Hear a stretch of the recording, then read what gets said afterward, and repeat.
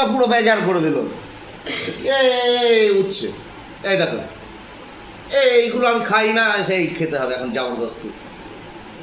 আর এই যে কচু চিংড়ি দিয়ে ভালো লাগে, তাও একটুখানি মন্দের ভালো, একটু আলু ভাজা আছে, কেমন লাগে।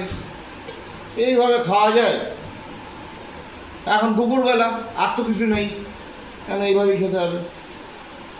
চলো তোমরাও একদিন এটাই ট্রাই করো, ভালো মন্দ তো ট্রাই করছো, এটা একটু ট্রাই করে দেখো, ঠিক আছে?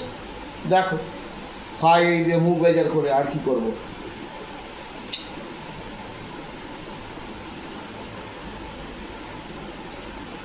প্রথম আলু ভাজাটা খেয়ে আমি মুখটা ভালো করে নিই, তারপরে তো এই উচ্ছে আছে, এর ভেতরে আবার কি দিয়েছে আমি জানি না কি দেখি। একটু ঝাল ঝাল সর্ষে বাটা আছে।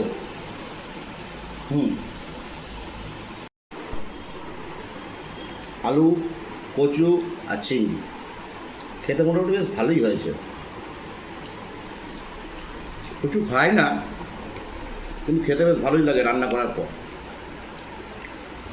যাক, এরমভাবে বানালে সে যে কেউ খাবে।